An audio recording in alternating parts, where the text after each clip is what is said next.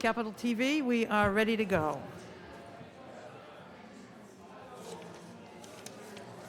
There we are. Thank you very much.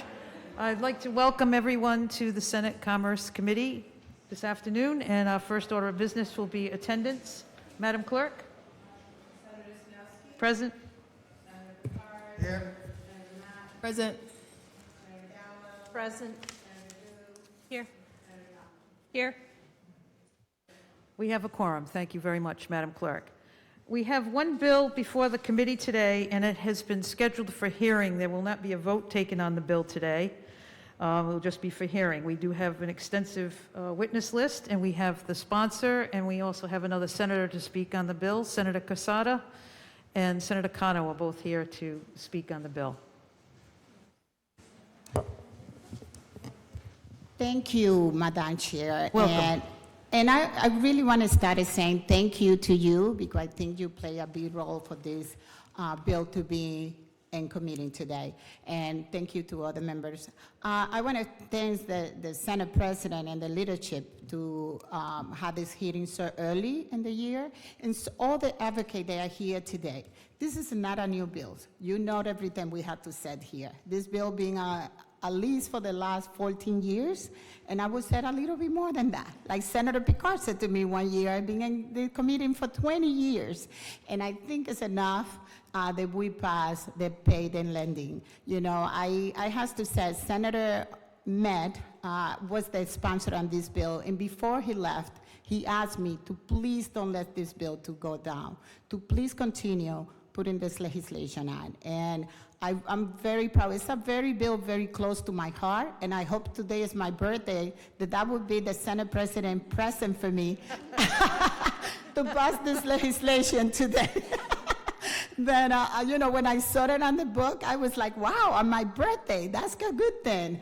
Then I really want to thank each one of you. I want to see so many advocates here today advocating for this legislation. Payday lending is a lot to say. It's a legislation that really affects so many people of color. Now, I remember when I moved to Rhode Island in 1990, they had a payday lending almost in every corner. And now I don't see that many, because now they do it different. They do it through the phone. This is how now people can, you know, how they target many community of color who, unfortunately, if they go to the bank, they're not qualified maybe to get a small loan. And that's why they take advantage of them to charge tremendous monies for a small loan. And that's why we are so many advocates who are advocating for this legislation, because we think it's time for us to put some stop to these predators who are really go and take advantage of people who have less and who cannot afford, or they know if they go anywhere else, they're not going to be able to get these loans. Then I think it's time for us to pass. Like I said, this had 20 years coming to this bill every single year, and we've been, unfortunately last year, we didn't even have a hearing. And that is a plus that this year, at least we have in the hearing on this legislation. Please, thank you again for letting us pass. I'm sure you're going to hear a lot of the information that a lot of the advocates had on payday lending, and they're going to be able to provide a lot more information. But I thank you, and thank you, Senator Cano, for, I know you and I have been working on this bill together for many years, and thank you for coming and testifying today. Thank you, Senator Quezada. And again, I will answer any question you may have. Well, first of all, happy birthday. Thank you. And thank you for putting the legislation in again. Are there any questions? Senator Picard. Thank you, Senator. Out of curiosity, in the past we had bills that, much like this, but there was always a question of, did it just address the brick and mortar buildings and the thing, or online payday lending as well? Do you know this one as written, does it cover all of them now, or do you know? I do believe it would do both. The one, because like I said, that changed from many years ago. They used to do it, and they still have some office in Rhode Island who they still do this small loan. But I noticed they're now more online. And that's the thing that we had to target both. Unfortunately, a lot of the online maybe are not in Rhode Island, but if we regulate the law over here, we can control both. The one online and the one they still have it on different store in Rhode Island. Thank you. Thank you. Yes, Senator Mack? Thank you, Senator Quezada, for sponsoring this piece of legislation for another year. I just wanted to point out for the committee that this is also a priority piece of legislation for the Rhode Island Black, Latino, and AAPI caucus, which is 21 members of both the Senate and the House who have made this piece of legislation a top priority, representing most of our communities across Rhode Island. Thank you. Yes, that's definitely true, and that was one of the lists that I put down when we got together, because it's such important for our community, because that's the community being affected most. Any other questions for Senator Quezada? No, there are none. Chairwoman Cano? Thank you, Welcome. thank you, Chairwoman and members of the committee. First, I would like to say thank you to Senator Quezada for your leadership, your passion, for being a champion of people. This piece of legislation is particularly important to me because I feel like I lived the consequences of payday lending through my job when I worked at a financial institution for 12 years. I work at a local credit union, and it was really heartbreaking to see the people coming in front of me with the stories that they were like really trapped in this cycle of predatory lending. It was really sad to see not only that they would be taken advantage of, but their paycheck was probably all gone with the interest rates that they needed to pay when they were only going for a small loan. I'm going to put an example. They would go for a $500 loan because they had been behind on the rent for a month, and they would charge up to 360% interest.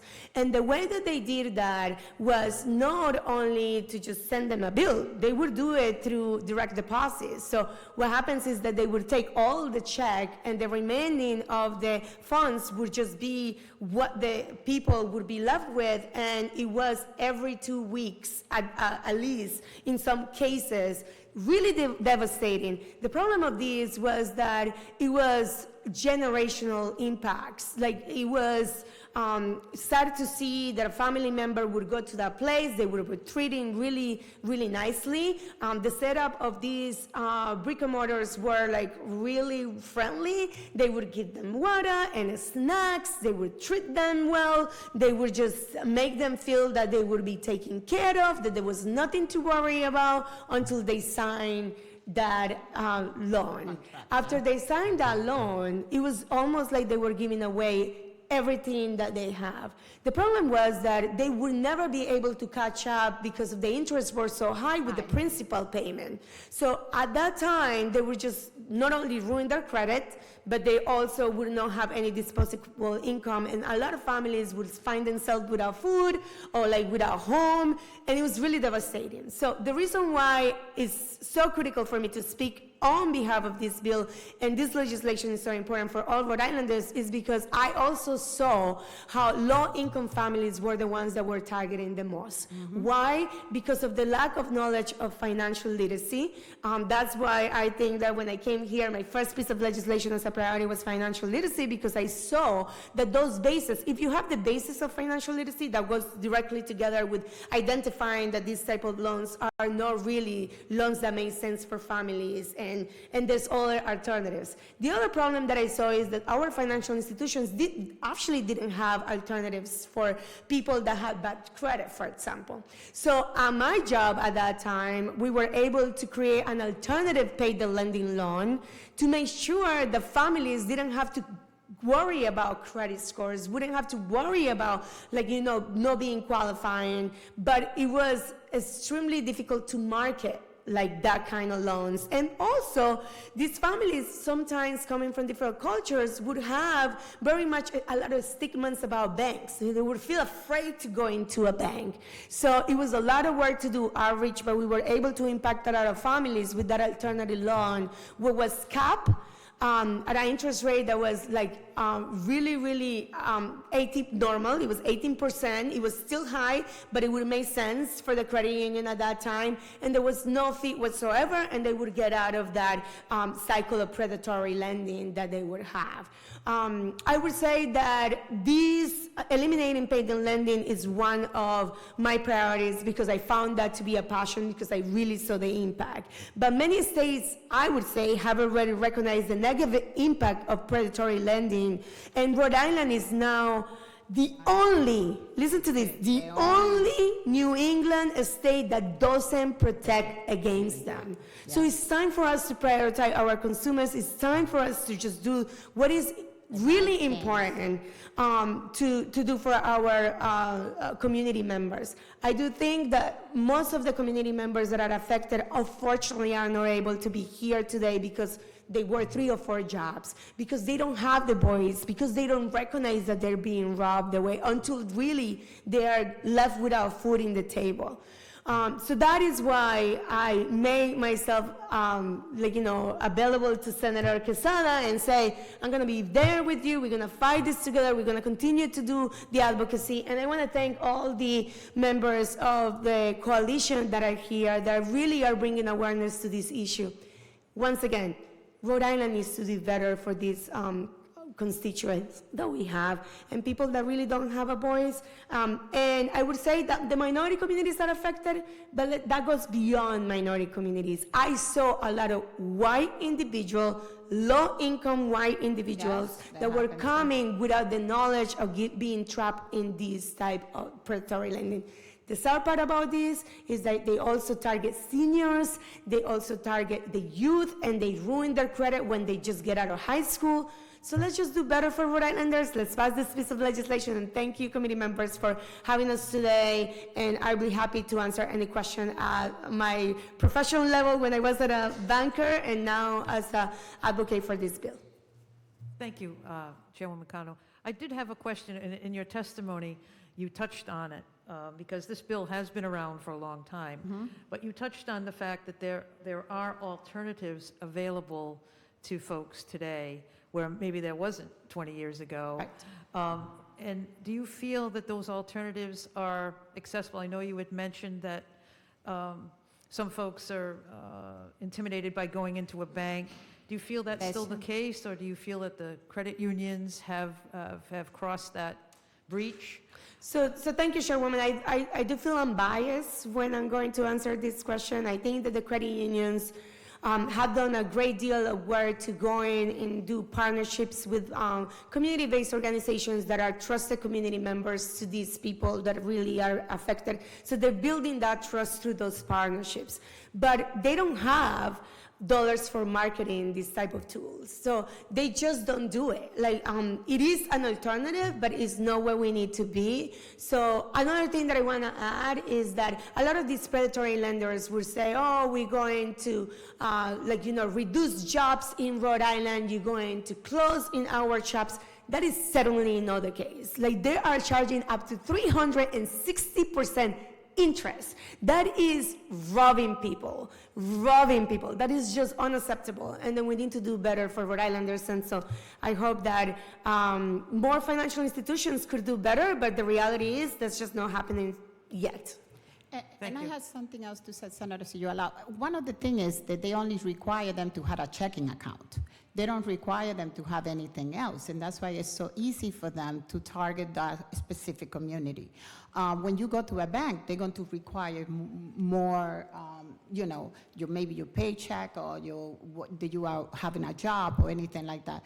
But the private lending, they just, you have a checking account, you qualify for them, because that's the way they put the money in there, and that's the way how they get charged too. They get the money out of the checking account directly, and that the people don't have no way how they're going to make sure they, I only had $300 there. Sometimes they even overroll the checking account for them because they don't have the money enough in there for them to take their payments. Then it's really something that I believe, like Senator Cano explained better because she's in the market, but I think it's time for us in Rhode Island to regulate this market enough is enough, and I think this bill being too long and sitting in committee for the last 20 years. Thank you. Thank you. Senator Coleman? Thank you, Senator Sosnowski. This is just a comment, and then thank you to both of you for sponsoring this bill, or excuse me, for your advocacy, and Senator Quezada for sponsoring it. It's actually a testament to both why we need the bill and why the financial literacy program is so important. So in my district, there's a young man whose older sister was taken in by one of these situations, destroyed her credit at age 18. She was a young mom, is a whole mess. Her younger brother took financial literacy at Shea and told me specifically that this is one of the things that helped him understand why he shouldn't be tangled up in these institutions if there is a possible alternative. So both the illustration of one of the problems and of a potential solution. So thank you both for your advocacy. Thank you, Senator Coleman. Any other comments or questions for our two senators? Thank you both. Okay. We will begin with our witnesses who have signed up, and we'll bring two up at the table at the same time. The first person signed up is Carol Stewart from Purpose Financial, and Matt Netto from AARP. Oh, he has written testimony only in support. George Nee from Rhode Island AFL-CIO, and written no testimony but in support. And that brings us to Susie Nakajian. Is Susie here? You can come right up to the table. Yeah, sure. Carol, the floor is yours. Welcome. Am I on? There. Thank you. Thank you, Madam Chairwoman. My name's Carol Stewart. I'm here on behalf of Purpose Financial. We're a South Carolina-based consumer lending company in operation over 25 years. We operate in 23 states, and we're the parent company of Advance America. We're licensed and regulated deferred deposit lenders with 9 stores in Rhode Island. And we have a long history of working with the Rhode Island legislature to establish consumer protections balanced with access to credit for consumers. Our mission is to, and our sole purpose is to help consumers achieve their version of financial stability in the moment as well as in the future. We make solutions accessible, simple, and straightforward so that our customers have both the tools and resources they need to succeed. Our customers are hardworking Rhode Islanders. The average age is 49. The average monthly income is $3,400, and 48% of our customers own their own homes. They appreciate our products and services. We get 4.97 out of 5 on the Google review rating. In Rhode Island, our product fees may not exceed 10% of the amount advanced, or $10 per 100, and the maximum loan amount is $450. The value in comparison to options faced, bounce check charges, late payment fees, and missing payments are those options that consumers are facing when they make the decision to use our product. Some credit unions, religious, and nonprofit organizations do provide credit services, but on a limited basis. They're not widely available and often require waiting periods or have strings attached. Many are subsidized through charitable contributions. The impact of 2141 would be to eliminate a licensed, regulated credit source and provide no real alternative that's viable for Rhode Islanders. Thank you, and I'm happy to answer any questions, Madam Chair. Thank you very much for your testimony, Carol. I did have a question. You said that you operate in 23 states, and you are representing Purpose Financial, but is that part of Advance America? Yes, they're America? the parent Okay. company, yeah. So in the 23 states, is the interest rate variable in those different states? Is it be lower than Rhode Island? No, Or- Rhode Island actually has the lowest interest rate in the country Okay, at 10%, or $10 per 100. okay. Most states, the average is $15 per 100. Some states are even as high as $20 a 100. Okay. So this is a question that I've thought about a lot with this bill. So the other New England states, as I think Senator Cano said, that Rhode Island is the only state that allows for this type of lending going on. Is that correct? Yeah, well, actually, Rhode Island is the only state that has regulated it and capped the amount that we can charge and the amount that we can loan. The other states still have needs. They still have payday lending, but it's unregulated, and it's typically, with offshore, illegal, kinds of internet products. Okay, so, exist. in other words, someone in Massachusetts, Could not go to a regulated storefront. That is correct. okay. All right. Any other questions for this witness? Yes, Senator Picard. You know, on a yearly basis, and I'm not just talking about your company, but just this industry, what the dollar amount is on a yearly basis, what this market is worth? Or does in transactions? I the total don't, dollar? I'm sorry. I could get that for you. All right, thank you. Yes, if you could supply that information to Certainly. the committee, I'd that be would be happy very to. interesting. Very interested to see that. Yep. Thank you, Senator Picard. Any other questions? There are none. Thank you. Susie? It's up to you. Make sure the button is up. Good afternoon. Good Madam afternoon. Chairman and members of the committee, good afternoon. My name is Susie Nicasian. I'm a resident of Providence, Rhode Island, and I'm here representing nobody. I've taken an interest in this issue as a member of my church, Central Congregational. In moving to Rhode Island a number of years ago, I was very surprised to learn that Rhode Island offers payday lending in a way that doesn't accord with our other banks and nationally and state chartered lending institutions and credit unions.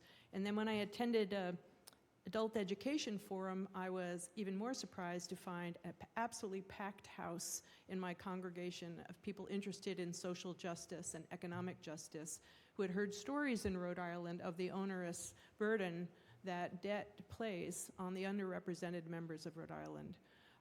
So I took great interest, and I must say my interest was piqued when I learned that last June, at the closing bell of our state legislature, the House side voted 70-2 to approve a bill very similar to this one.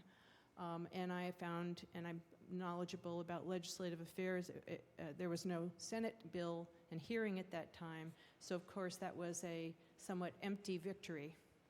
But I would suggest that it's a very potent victory because it suggests there's a great deal of support out there, both in the public and in your chambers, for reform. And the particular reform that I would appeal to is that all lending institutions in the state of Rhode Island be beholden to the same limits. Our state law prescribes really clear limits on the interest and the fees that should pertain to lenders. And 2141 eliminates the carve-out that makes it possible to get around those limits with the use of deferred lending instruments, as clearly listed in your, identified in the bill. I can't imagine, I think about the Little League, you'll read this in my testimony, but we teach our kids to play by the same rules. And that if you have rules and stick by the rules, you're going to have a fair game. Well, we have rules in the state. They're clearly prescribed. And I have yet to hear a justification for why payday lenders should be exempt from those interest rules and limits.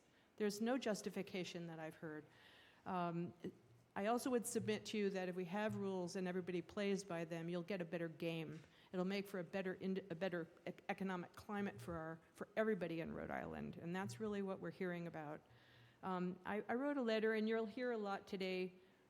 It does strike me that you'll receive a lot of industry representation, but I'll tell a story. I was at an event a week ago, and I met another of your Senate colleagues, and I said, I understand this issue has been up for 10 years, 15 years, and that we had a House bill that passed. Now you have a House and a Senate bill. Both of them have had hearings, which is a great advance for this legislative game.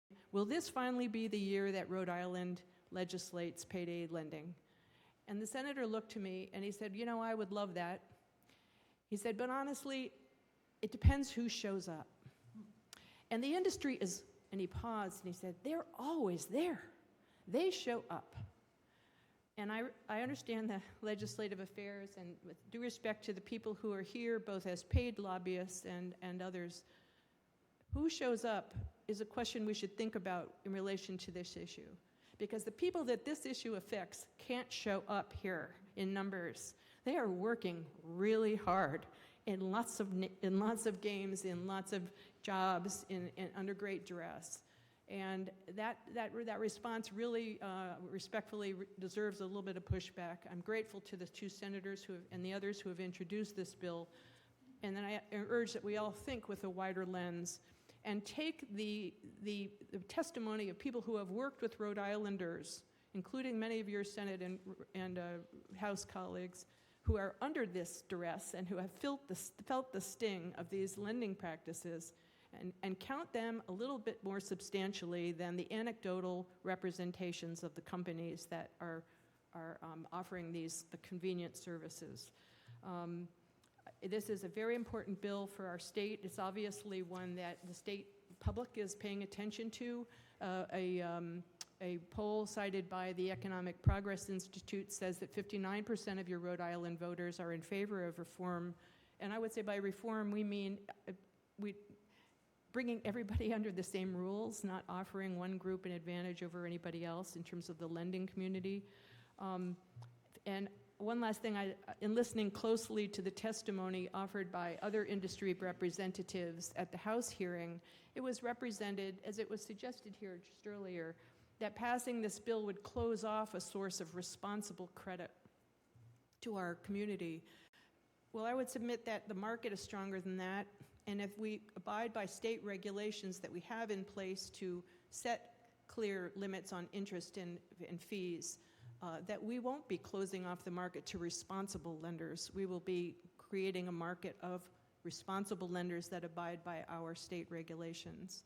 So I urge that you support 2141. I think it matters a great deal to the sense of integrity of our political and our economic community in Rhode Island, that we offer rules and ask everyone to play by those same rules. I thank you for your time and consideration. Thank you. Questions? Comments? Thank you very much for your testimony. We're going to move on to the next witnesses, and out of courtesy for everyone here, I hope if you're going to not be too repetitive, we want to hear what you have to say, but we also want to be courteous to all the other witnesses who have signed up. The next is Mary Pendergast from Rhode Island Coalition to Reduce Poverty, and let's see, Reverend Peter, is it Lehman? Larman. The other two witnesses had signed up with no testimony was Pamela, looks like Pontajuski from Riverside, and also Joe Rubin, who has given us written testimony. So with that, Mary, welcome to the committee. Hi, thank you for having me. I'm Mary Pendergast. I'm from the Sisters of Mercy.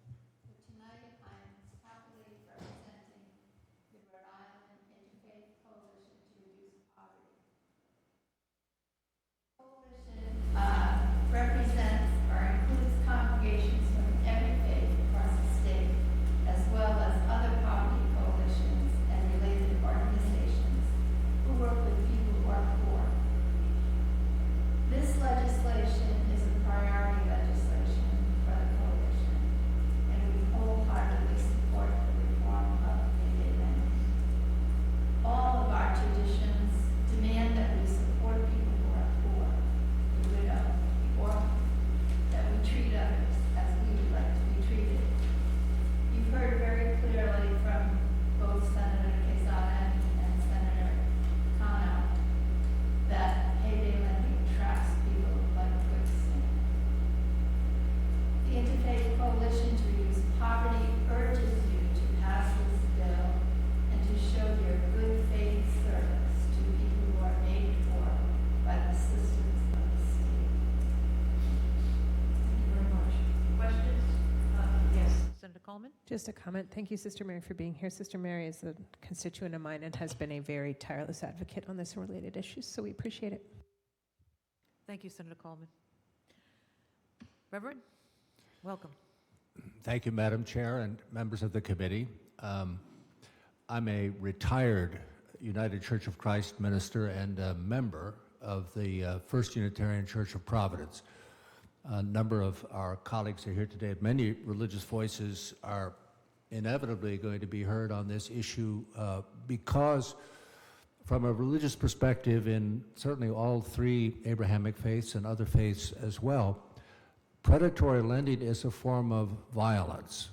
The language in the Hebrew Bible, for example, in Isaiah 3 is, "How is it that you crush the faces of my poor people?" says the prophet. And the last act of Jesus of Nazareth that probably led to his execution was disturbing the moneylenders in the outer court of the Jerusalem temple and saying, you have made my house of prayer a house of robbers. So the testimony in these religious traditions is strong that this is violence. It's the abuse of the poor by the strong. It's not a lifeline. The industry likes to say these are lifeline loans for people who don't have other credit. It's a death line. When you're trapped in one of these things, it's a downward spiral, and it leads to family disintegration, often substance abuse, creates all kinds of strains on our social safety net that we can't afford. But mostly we can't afford to treat other human beings in that fashion. The author, Matthew Desmond, whose book, Poverty Made in America, has made quite a splash. He studies these things at Princeton University, and he says that predatory lending is one of the 4 principal drivers of poverty in the country. In fact, probably the chief one. It's also very interesting that the industry crowds this attack on vulnerable people around members of the armed forces, military bases very often. Here in Rhode Island, I don't think that's a primary issue, but we should be aware that these are national corporations, and they're not mom and pop stores. The industry is so lucrative that Wall Street investors are behind the predatory lending industry. So it's time for 2141, not just to have a hearing, but to become the law of our state. I thank you for your time and attention. Thank you very much, Reverend. Are there any questions for this witness? There are none. Thank you both. Thank you. The next 2 witnesses have signed up in support, but with testimony is sent and no testimony. Kate McGovern from the First Unitarian Church and Robert Westlake from the First Unitarian Church as well.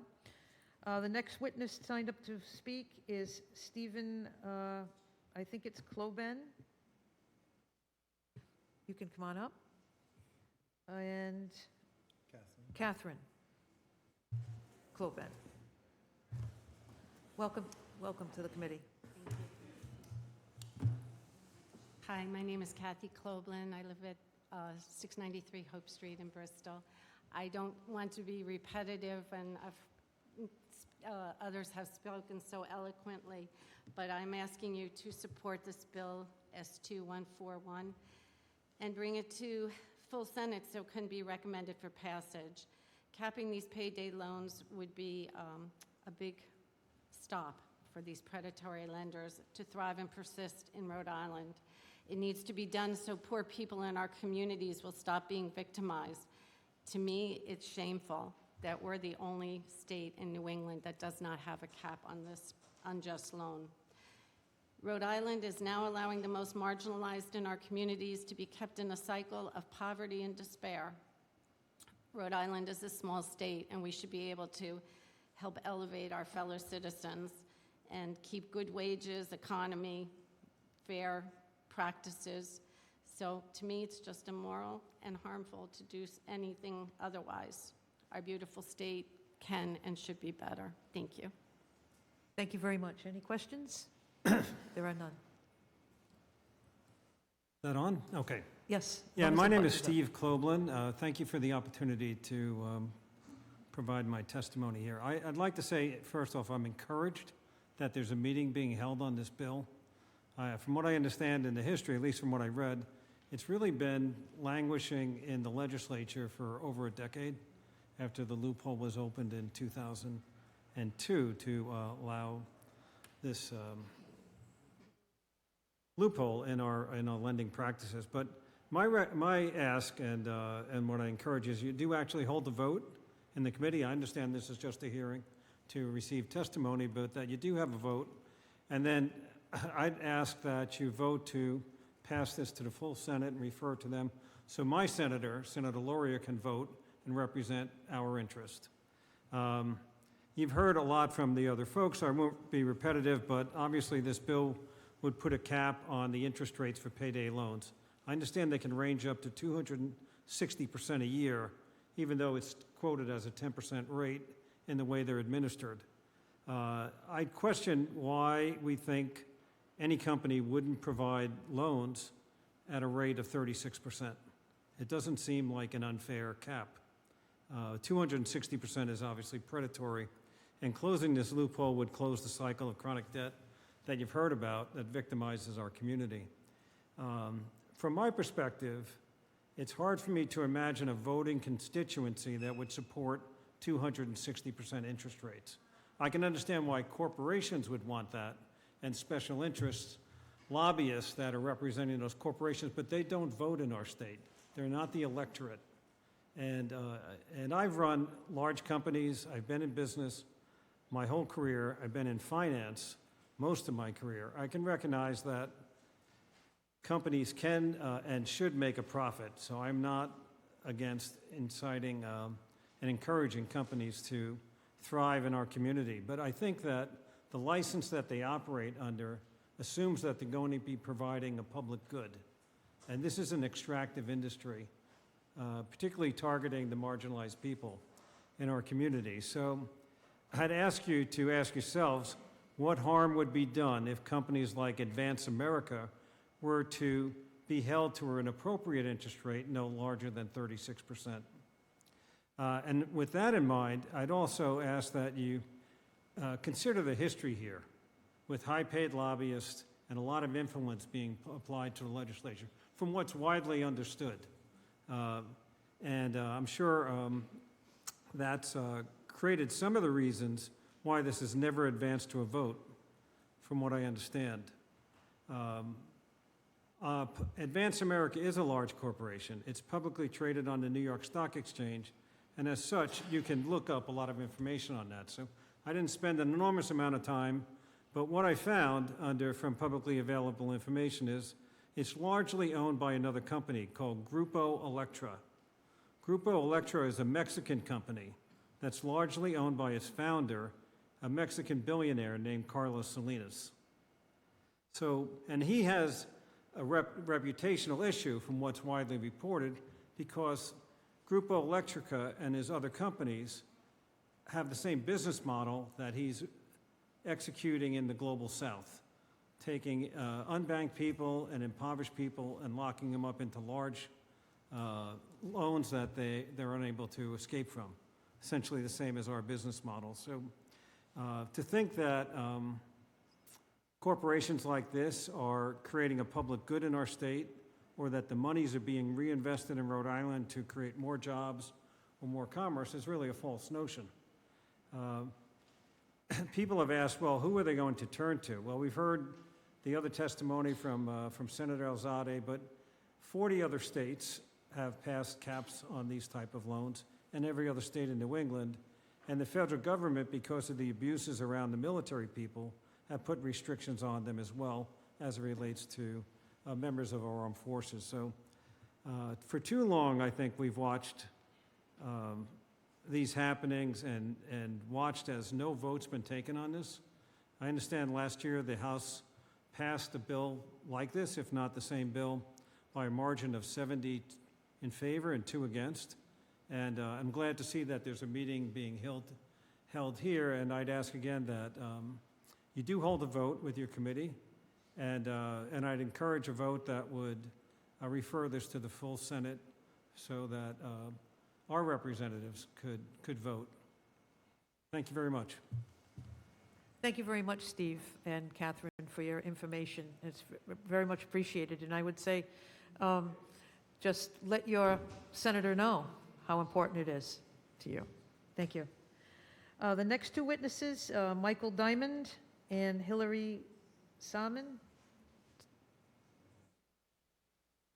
Is Michael here? No? He's not speaking? Okay. But in support. And Hillary? She had to leave. She was also signed up in support. That brings us to Ms. Nelson Davis. I know I would mess up your first name, and I'm sorry. From Economic Progress Institute. Wayona, is that how you say it? It is Yep. Wayona, yes. Thank you. you. Senator. And Margot Morisseau. Welcome. Thank you, Madam Chair. and thank you to members of the committee. My name is Wayona Nelson Davies, and I'm the Executive Director of the Economic Progress Institute. EPI is also a co-chair of the Payday Lending Reform Coalition with over 70 members. Faith, community, advocacy, and state organizations are a part of the coalition. We are here in strong support of 2141 to remove the special carve-out that payday lender received in Rhode Island. You also receive our written testimony with some of the numbers you asked about, and I'll address how much the payday lenders make. I would like to highlight a few reasons why passing this bill after over 14 years of advocacy is important. Payday lenders continue to show up year after year, asking the General Assembly to continue to allow them to play by special rules. These special rules allow them to charge up to 260% interest rates. They want you to believe that the predatory business model they have set up is to help people. We partner with a lot of organizations in Rhode Island with missions to help people. And I can assure you that none of their help look like 260% interest.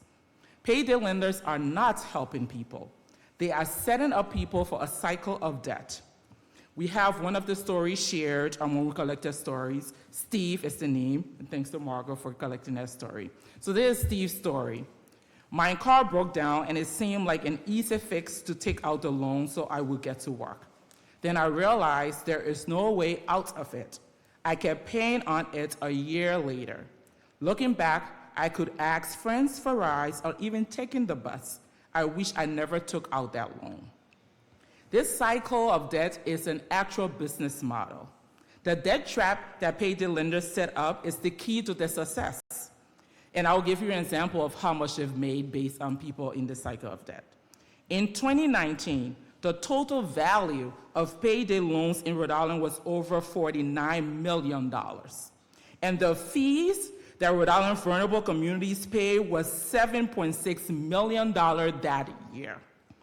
Those fees accounted for 93% of the payday lending fees in Rhode Island, in New England.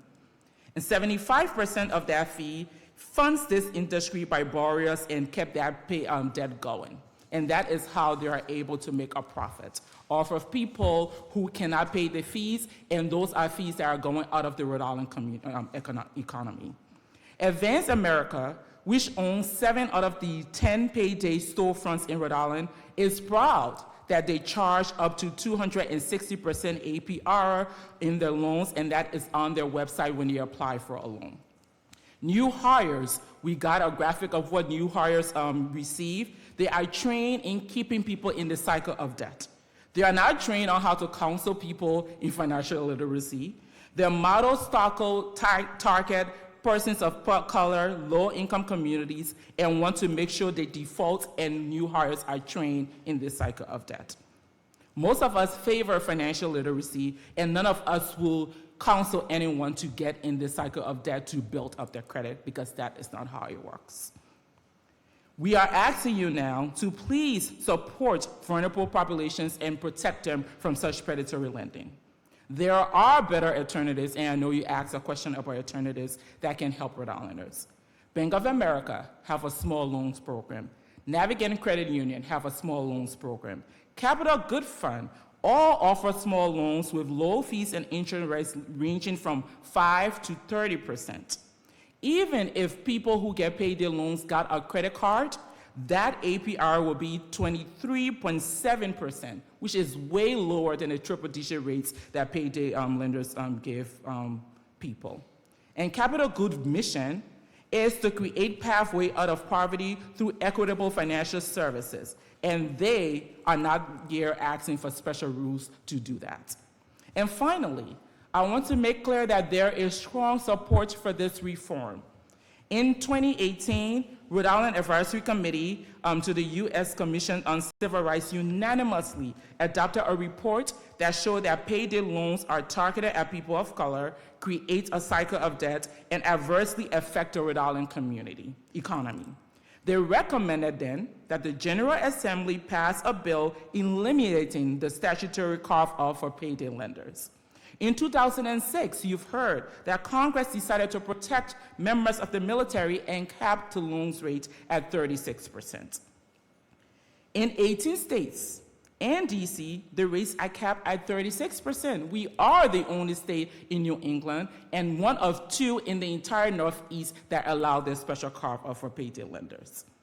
And right here in this very General Assembly, we saw that the General Assembly members are in favor of this vote when we brought it to the House floor last year, and 70-2 voted in favor of it. So I'm urging you, please this year, there is no argument against why payday lenders should have a special rule to keep people in the cycle of debt in Rhode Island. We are urging on you to protect vulnerable Rhode Islanders from this predatory practice, and we ask you to please vote this out of committee and onto the Senate floor. Thank you.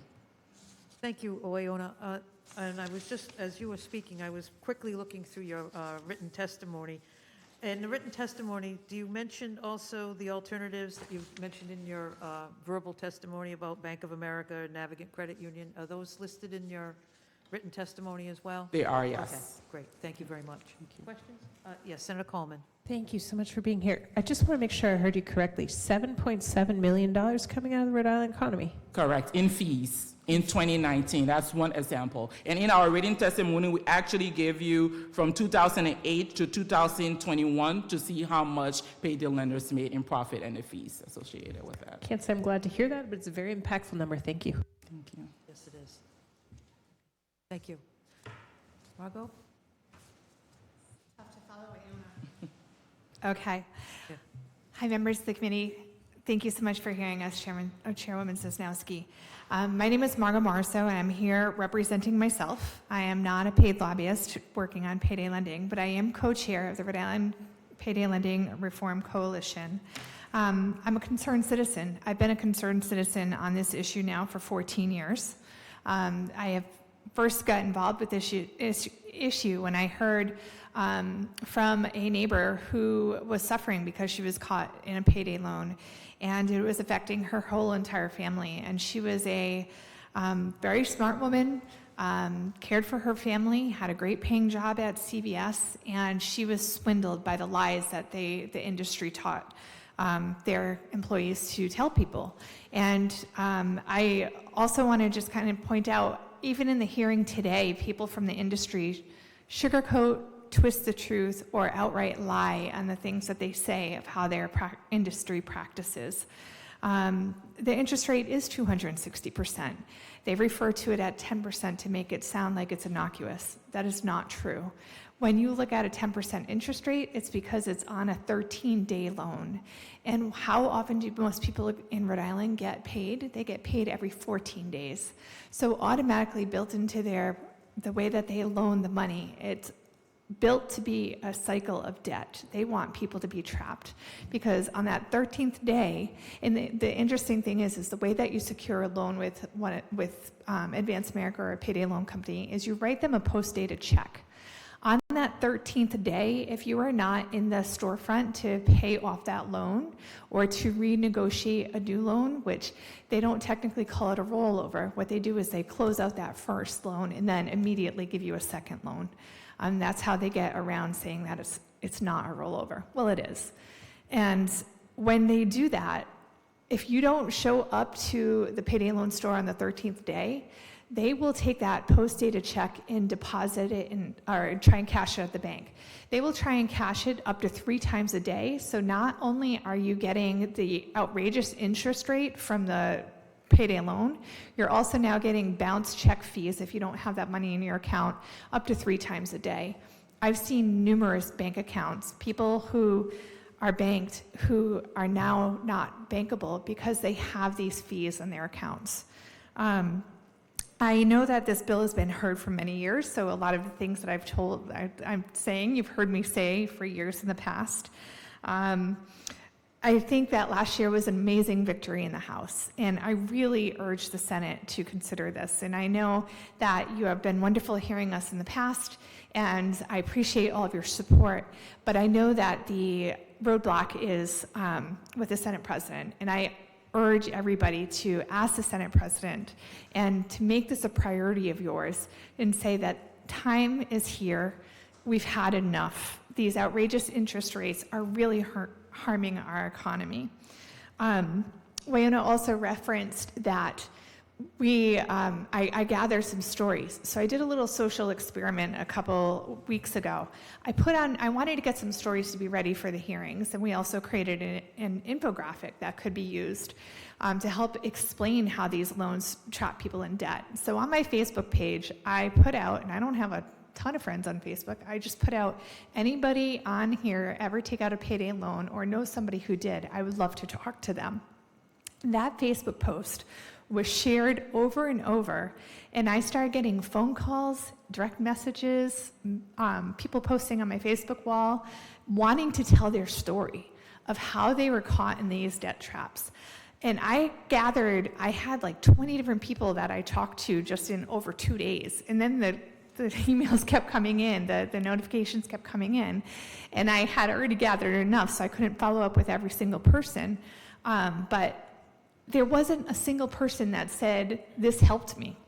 Every single story was a complete nightmare about how this predatory loan completely ruined their whole credit, their whole financial well-being.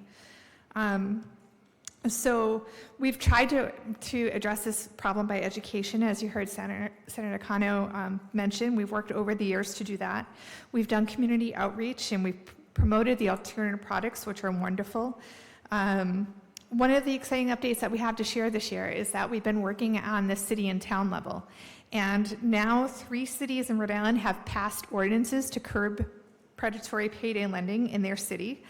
Woonsocket has passed it, and the store in Woonsocket still continued to open and has been recently served a cease and desist letter from the city. Cranston also passed similar legislation, and Providence as well. So I think the frustration is people are ready for this. We've polled in the past, and there was overwhelming support by voters who want to see this done. And it's an election year. This is a big deal for voters. And cities and towns have now started to take matters into their own hands because they're tired of seeing the General Assembly sit on this year after year. We know that nationally, Senator Reid is pushing hard for a 36% rate cap nationally, and we appreciate his work on that. So we're ready for this reform. Rhode Island is ready for this reform. And we hope that the influence of the high-paid lobbyists in political inside baseball don't hold this piece of good legislation from becoming a law this year. It's time to act. And with overwhelming support from voters, local elected officials, and statewide office holders, and we have to say that 4 out of the 5 statewide office holders have submitted testimony in support of this legislation today. It's time to pass this law. So I urge you to take action and to ask the Senate President to let this come to a floor vote this year. Thank you. Thank you. I do have a couple of questions, and you mentioned about the ordinances that have been passed in Woonsocket, Cranston, and Providence. So are they specific to bricks and mortar stores, or maybe I should just look up the ordinances? Yeah, so there is a little bit of a confusing situation. So in Rhode Island, we already have a law in the books that can be regulated by the Attorney General to govern online loans. So we know that it needs to be strengthened, right? There's some loopholes, and it needs to be strengthened, it needs to be enforced. But we see right now as the biggest issue is getting the brick and mortar stores to shut down, because they are the ones that are directly marketing to people's doors. They put in the neighborhood that I worked in Woonsocket, they were putting advertisements on the pizza boxes when food was getting delivered to their house. They hang door hangers on people's doorknobs. So their marketing budget is humongous, and they really target low-income neighborhoods on purpose. So we see the brick and mortar stores as the first hurdle, and then we know that we will be here fighting for other predatory lending reform in the future. Okay, so to get back to my question, the ordinances that you mentioned, they're just pertaining to bricks and mortar? They brick do. And mortar stores? So basically the ordinances mirror what we're asking, that is to have a 36% rate cap. Okay. So, and that's how the Providence and the Cranston ordinance read is you cannot give loans in the city of Woonsocket or the city of Cranston at a rate greater than 36%. And the Providence ordinance is a little bit different just because the way that the ordinance committee functions. Okay. Could you by any chance furnish the committee with copies of those ordinances? Sure. That would be very helpful to Yeah. us. Any other questions? Yes, Senator Picard. I had asked Senator Quezada if this addressed the online loaning, and you just mentioned that that's kind of in the books, it's not as strong as it could be. So does this legislation address that as well, or not? I don't believe it does. Okay. Okay, because that was an issue I know in the past about trying to resolve this issue. Thank you. Right, and if I could expound on Senator Picard's question, the House legislation, did that cover online? No, the loans? House legislation was the same legislation Same as that's this. before you. Okay, thank you. Any other questions? There are none. Thank you so much. Thank you both. The next two witnesses is Jessica Vega from Rhode Island Kids Count and Reverend William Sterrett.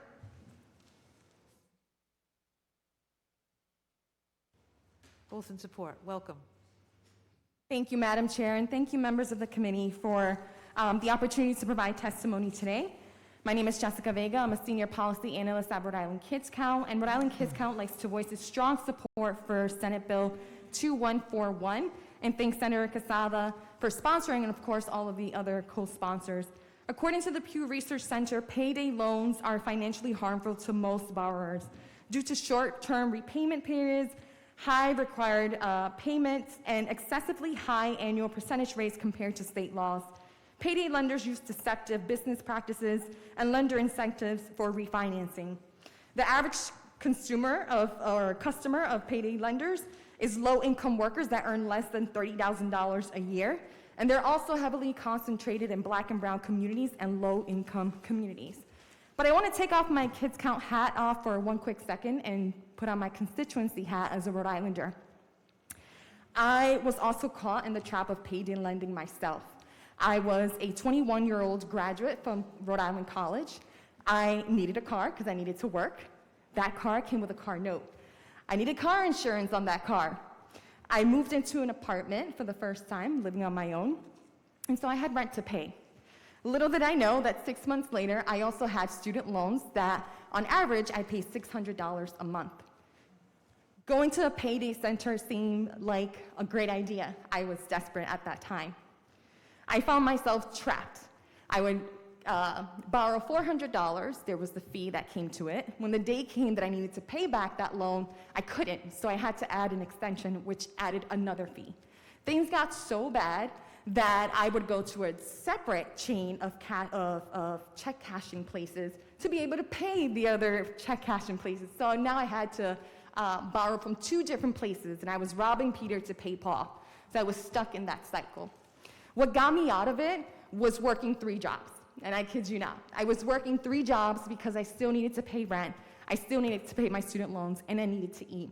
Eventually, I ended up moving back into my parents' house, or my mom's apartment, which helped, and I was able to get out of the cycle of payday lending. Payday lendings are not a solution. Folks who are living in poverty in March are not gonna all of a sudden live lavishly in April. And that's how the trap works. Payday lending, this is the first time I share my story because there's a lot of shame that comes with it. People assume that folks who are in poverty or low-income workers are irresponsible, that they just don't know how to manage money. During my time when I was in high school, there was no financial literacy. Even in college, I didn't learn about financial literacy. There was no practical skills. And like someone mentioned earlier, when you go into these businesses, they're not advising you on this either. So, putting my Kids Count hat back on, many states, as you already heard, already recognize the negative impact of predatory lending. Rhode Island now is, again, one of the only states in New England that does not protect customers. Payday loan centers, again, disguise themselves as a lifeline to customers, but they are not. Payday lenders have been operating in our state for over 2 decades, and that is 20 years of targeting the most vulnerable communities through predatory practices Thank you for allowing me to share my testimony. Thank you very much for your testimony. Questions? Reverend, welcome. Thank you, Chairwoman Stanowski and the senators. This is going to be somewhat repetitious, but I think if you see it from a different perspective, it might help. I'm clergy. Embedded in the Torah, Christian tradition, and Islamic law is the forbiddance of usury.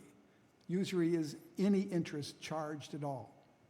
It is my belief that the role of religion is the health and well-being of each person and each nation. That's what the rules were set up for. So if usury is forbidden in these three traditions, it is because it is dangerous for the health and well-being of a nation.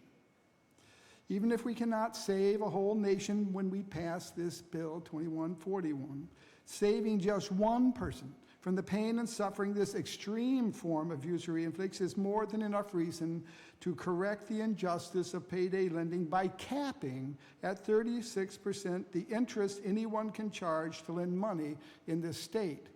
Now, that's a hard line for me to write because I really believe that 36% interest is still predatory lending, but it appears we are not ready for the immediate arrival of God's reign, so I am willing to compromise on this issue.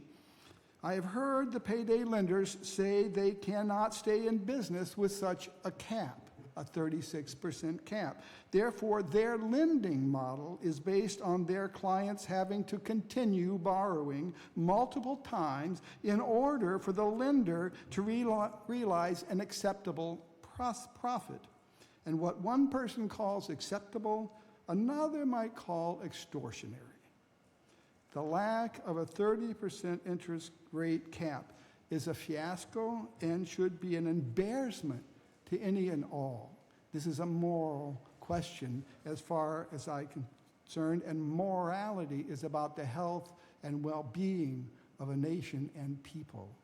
So I hope, after 14 years with Margot, I'm hoping you will convince the Senate President to put this on the floor for a vote, because I'm convinced it will pass. Thank you. Thank you very much, Reverend. Questions? No? Thank you both. The next two witnesses, I believe it's Clara Hardy and Bill Staterman.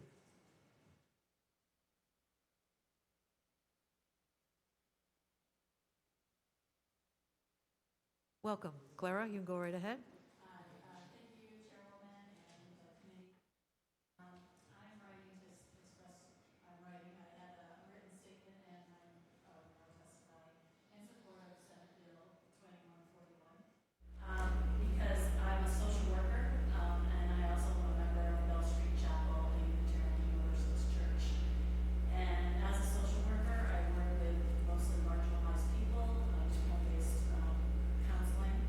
Most of my clients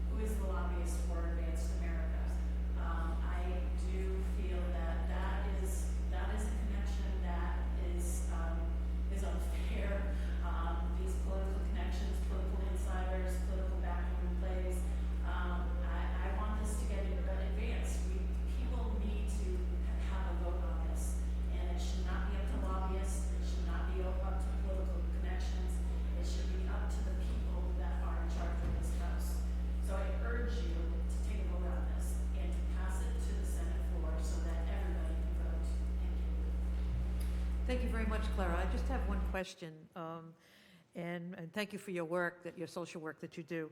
My question is, with the ordinance that were mentioned that had been passed in Woonsocket, Cranston, and Providence, and I'm not sure which community you work in, I'm just curious, and we'll get the information on the ordinances and when they passed, but I'm just wondering if there's been any lessening, if you will, of these loans being taken out once the city ordinances have passed.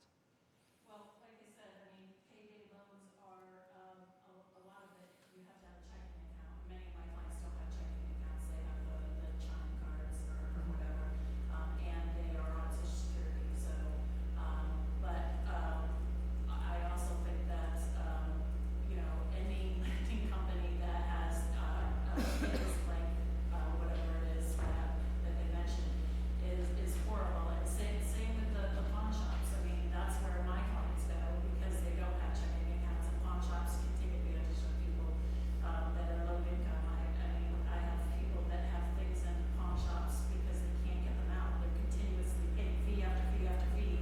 And one woman that I work with has her children's like a camcorder with memories of her children that she had to pawn because she needed to feed them.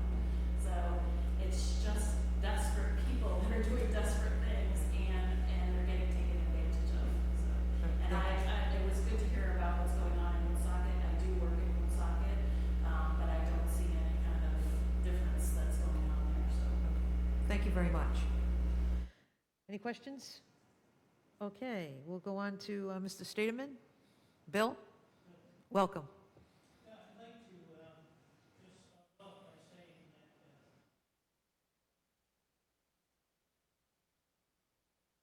something predatory, you don't really understand what it is. For instance, 260%, that would be terrific. Some of the individuals, aside from big companies like Advance America, that you have to be a check casher to be able to do a payday loan.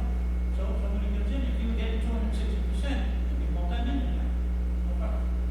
What happens is, when you look at the percent of 260, that's because the government sets the state, no matter what it is, it's always done for a year, even if it's not used for a year. For instance, if one of your nephews, let's say, on a Sunday afternoon says, you know what, I need $100. I was going to go to the bank, but the bank is closed, and I'm going out tonight.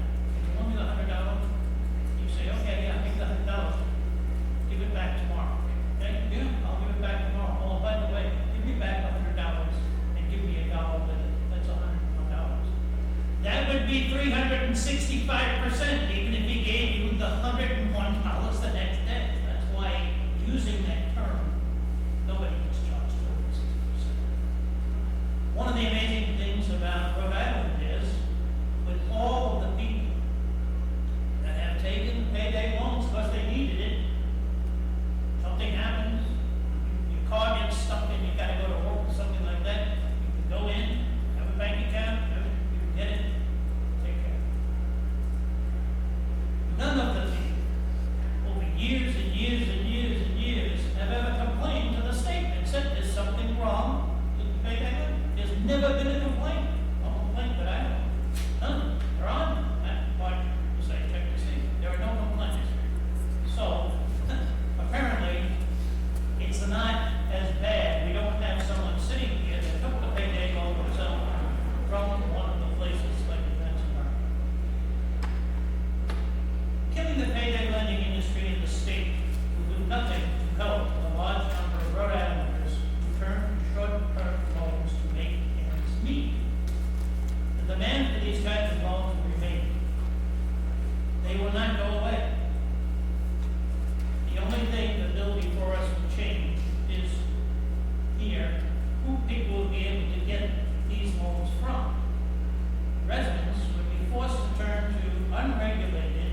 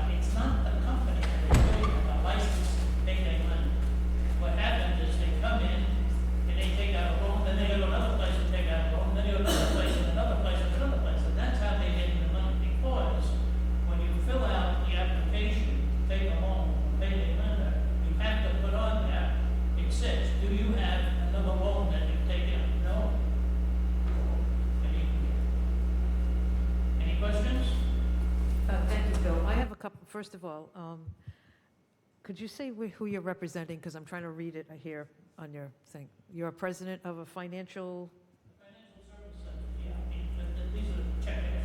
Okay, so you're the president of the Financial Service Centers of Rhode Island, okay.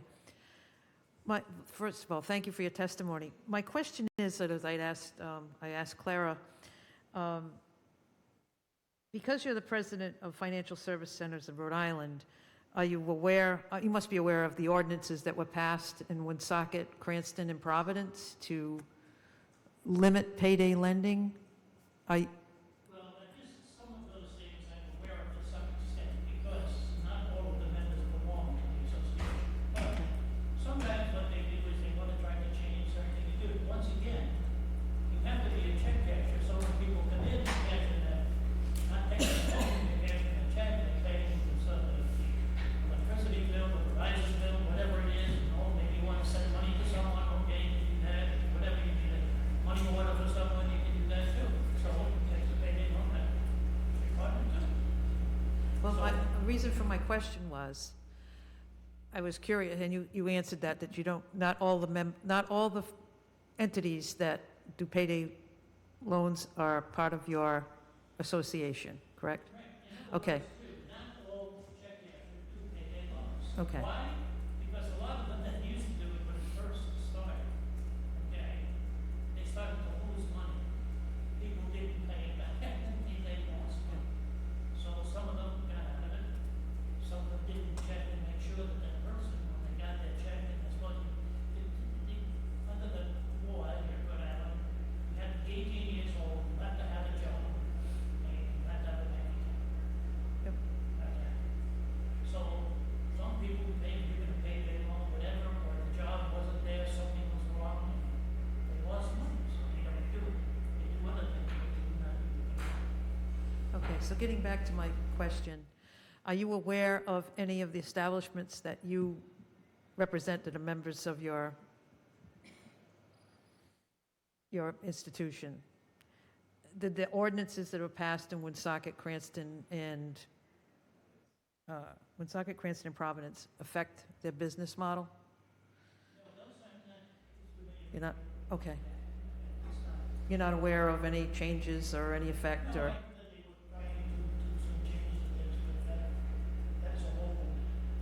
Okay. Well, it's because those are population centers in Rhode Island, Woonsocket, Providence, and Cranston. That's why I ask if it had any detrimental effect upon the businesses that you represent. That's why I'm asking. Yeah, and there's not a lot of them that I represent. Okay, all right. I used to a long time ago, but some of them changed. All right, thank you. Questions? Yes, go ahead, Clara. You're still at the table. I just wanted to say that he mentioned that there's no alternatives, but the Capital Good Fund is a great alternative for small loans. I've had clients go through the Capital Good Fund. They provide the financial literacy, and it's a low interest loan. So there are other options besides payday. Yeah, no, I'm aware of that. I didn't say that there are no other options, but if people come in, they may want this because it's called a payday loan, okay?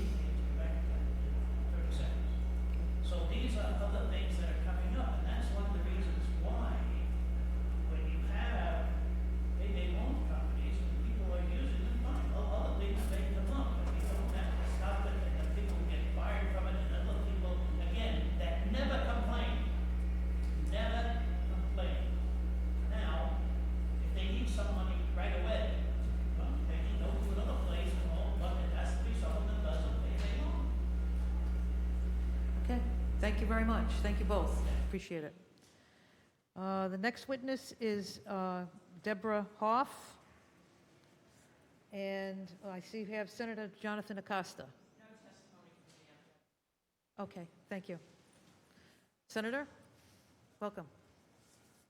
There were two other entities in opposition but not testifying, and that they were from Ascend Financial, and that was Robert Jacquard and Stephen Alves. Senator, welcome. Thank you, Madam Chair. And members of the committee, today I come before you as the co-chair of the Rhode Island Black, Latino, Indigenous, Asian American, and Pacific Islander Caucus, or the Riblia Caucus. This piece of legislation is at the top of our priority list. It has been one of our legislative priorities in years past. It continues to be so today. I only caught a little bit of the testimony before me, but what I would say is that many of the members of the Riblia Caucus represent communities that are most impacted by this industry. And so we have received phone calls and emails about how predatory this industry could be. It is our responsibility as legislators to look out for the interests of people, not of particular special interests. And in our experience, this particular sector has been way more predatory than anything else. You know, a comedian 60 years ago would joke that when you go to a low-income neighborhood, the three things that you always see are gun stores, liquor stores, and check cashing places. And while we've done a pretty good job on regulating the first, the last two continue to be pretty pervasive in many of our communities. And so this bill is a step towards eliminating one of those predatory industries and limiting the negative impact that they can have. And so I speak on behalf of the 21 members of our caucus, the largest that we've ever been, and asking you to please move forward on legislation that would curb the deleterious effects of this industry. And with that, I'm happy to answer any questions. Thank you, Senator. And we also have your letter. Thank you, Madam Chair. Any questions for Senator Costa? Thank you for your advocacy. I believe that concludes our witness list. And at this point, the bill was posted for hearing only, and we will go over this pile of information that we've received, and I would entertain a motion to adjourn. We have a motion by Senator Coleman, seconded by Senator Mack. All those in favor? Aye. Those opposed? And we stand adjourned. Thank you all for your testimony.